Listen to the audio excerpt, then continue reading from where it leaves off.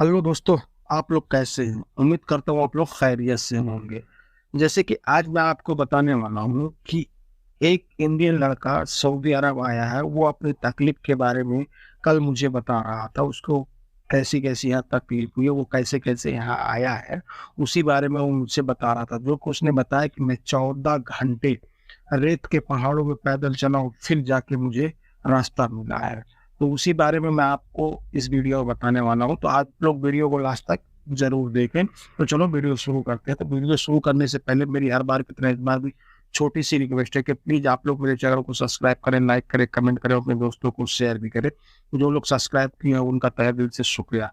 जैसे कि मैं बता रहा हूँ कि वो लड़का जब मुझे मिला, मैं कहीं गया था ड्यूटी में, तो वो लड़का मुझे मिला। ऐसा नहीं कि वो मुझसे भीख माँग रहा था, बस वो अपने आप बीती बता रहा था कि मैं किस तरह से यहाँ फँस गया हूँ सऊदी अरब में आके। फिर मैं उन उसको रास्ते भी बताया और बहरहाल वो बोला नहीं मुझे काम दिला दो, तो मैं उसको काम भी दिलाया हूँ। काम पे भी जाएगा नहीं जाएगा मैं से वैसे बात कर लिया था, वो भेजा नहीं भेजा वो पता नहीं। लेकिन उसने जो बताया वो हकीकत में ऐसा किसी के साथ ना हो सऊदी अरब में। जैसे कि वो बताया कि मैं कुछ दिन पहले सऊदी अरब आया, जो कि जिस जगह मैं आया उस जगह मुझे काम अच्छा नहीं लगा या कुछ उसका प्रॉब्लम हो गया, वो वहाँ से भाग गया।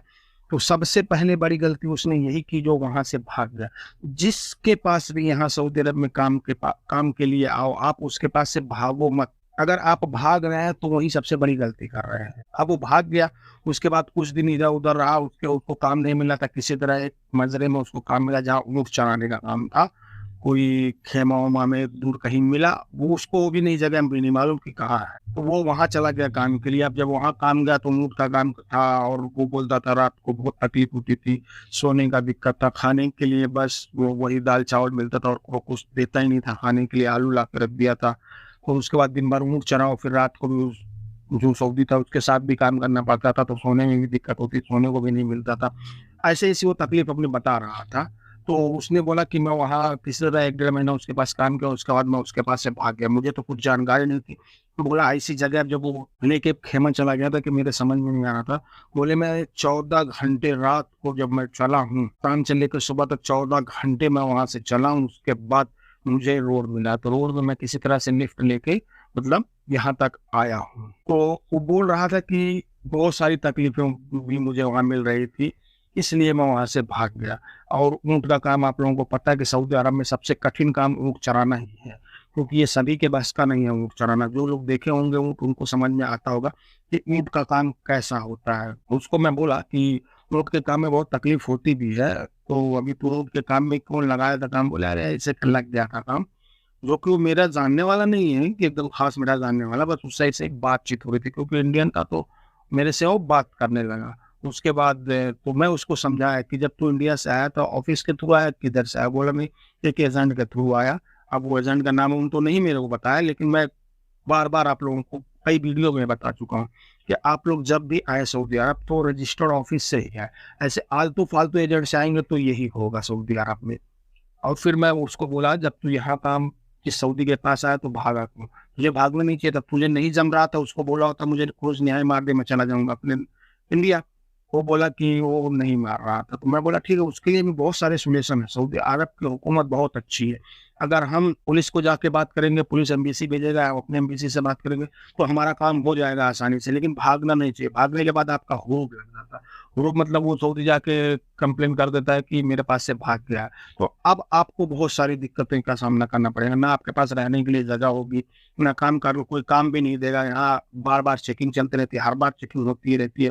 तो उसमें पकड़े जाओगे तो जिसके पास आप काम करोगे उसको भी तकलीफ है और आपको तो जो होनी है वो होगी, आपको रिपोर्ट कर दिया जाएगा यहाँ से। तो इसलिए कोई उनको काम पे भी नहीं रखता है।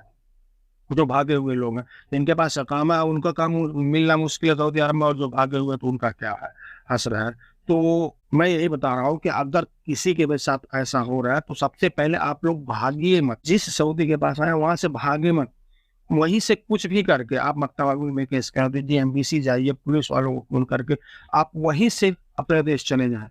नहीं तो अन्यथा अगर आप भाग जाते हैं उनके पास से इतनी सारी दिक्कतों का सामना करना पड़ेगा कि कुछ कहा नहीं जा सकता। जैसे वो कल मुझे बता रहा था कि मैंने रात को 14 घंटे पूरा मतलब शाम से लेके सुबह तक मैंने पूरी रात यानी शाम को कितने बजे निकला वो पूरा बोला 14 घंटे मैंने बालू के रेत के पहाड़ों में चलो। अब पहाड़ों में आप कैसे दम समझ सकते हैं, मतलब किस हिसाब से चलना रहता है। एक तो रेत में वैसे ही आदमी नहीं चल सकता, वो 14 घंटा चलना है। मुझे देखने में भी लगा कि हाँ, वो चला होगा, क्योंकि उसकी शक्ल वगैरह एकदम गिरी हुई थी। मैं उसका फ़ोटो लेने की कोशिश कर रहा था, लेकिन वो बोला नहीं यार, मुझे मेरा फ़ोटो मत लो, मेरा कोई वीडियो नहीं बनाना है, नहीं तो मुझे और दिक्कत का सामना करना पड़ जाएगा। मैं बोला कोई दिक्कत नहीं होगी, इस हिसाब से तू चला जाएगा इंडिया। बोला नहीं, नहीं, वो मुझे मना कर, इसलिए मैंने उसका फ़ोटो नहीं कुछ भी लिया, और वो तो मेरा जानने वाला भी नहीं कोई ख़ास था।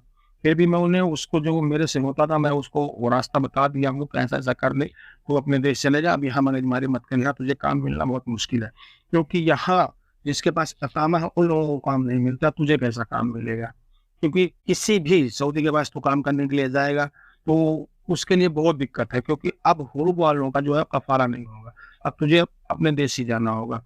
अगर तू ऐसा कोई सऊदी रख लेगा, अगर उसको पुलिस पकड़ेगी, तो उसके ऊपर फाइन मार देगी और तुझे डिपोर्ट कर देगी, तो ऐसा कोई भी नहीं करेगा। तो इसके लिए तू सबसे पहले एम्बेसी चले जा, एम्बेसी में जाके सब अपना प्रॉब्लम बता, एम्बेसी वाले तुझे भेज देंगे। कुछ दिन टाइम लगेगा, लेकिन भेज देंगे। और भी रास्ते हैं जो मैंने उसको बताए, रास्ते से भी आप तू काम कर सकता है। या जाके फिर अभी थोड़ा बहुत काम करने बोला, पैसा नहीं है, कुछ नहीं है, फिर मैं बोला थोड़ा बहुत काम कर ले, अपना जाके काम हो जाएगा तेरा, ऐसा कुछ नहीं है। फिर भी मैं उसको समझा के तब तक मेरा ड्यूटी लग गया, मैं चला आया। अब उसके बाद उससे दोबारा बात नहीं हुई। तो मेरा कहने का मतलब यही है कि जो भी सऊदी अरब में आते हैं, तो हमारे देश से, इंडिया से सबसे पहले तो आप लोग सबसे पहले रजिस्टर्ड ऑफिस ही ढूँढिए। आप इन एजेंट और फालतू एजेंटों के चक्कर में ना पड़े, क्योंकि वो लोग आपका पैसा ले लेंगे, आपको भेज भी देंगे अगर किसी तरह, तो इतनी सारी दिक्कतें हो जाएँगी कि जो कि किसी के समझ में भी नहीं आएगा कि क्या किया जाए। अगर आपका जाने-पहचाने वाला भी यहाँ रहता, तो वो भी कुछ नहीं कर सकता है, क्योंकि ये विदेश है, ये इंडिया नहीं है। यहाँ कोई दूसरे का कुछ भी नहीं कर सकता है। बहरहाल थोड़ी बहुत मदद कर देगा, बस एमबीसी का रास्ता बता देगा, एमबीसी छोड़ देगा कि मतलब तुम अपने देश चले जाओ। तो मेरा कहने का मतलब यही है कि आप लोग जब भी आए तो रजिस्टर ऑफिस से ही आएँ, फालतू जगह से आप लोग ना आएँ। इंडिया में बहुत सारी जगहों में रजिस्टर ऑफिस है, जहाँ से आपको वीज़ा आसानी से मिल जाता है। कुछ पैसे लेते हैं और उसके बाद आपको यहाँ भेज देंगे, और वो लोग पूरी गारंटी भी लेते हैं। ऐसा नहीं है रजिस्टर्ड जो ऑफिस है। अगर आपके साथ यहाँ कोई दिक्कत हो रही है, तो आप ऑफिस में फ़ोन करेंगे, उसके बाद ऑफिस वाला तुमको खुद ही बुला लेगा वापिस। अगर तुम्हें काम नहीं जम रहा है, सऊदी अगर नहीं चाह रहा है, तो तुम्हें खुद ही वो बुला लेंगे। भले उनका थोड़ा खर्च होता है, लेकिन वो लोग बुला लेते हैं। तो जब भी आप लोग आए तो रजिस्टर्ड ऑफिस से आएँ, नहीं तो आपके साथ भी ऐसी दिक्कत का सामना करना पड़ जाएगा। तो बस आज के लिए इतना ही, फिर मिलेंगे इंशाल्लाह किसी नेक्स्ट वीडियो में। तब तक के लिए अल्लाह हाफ़िज़।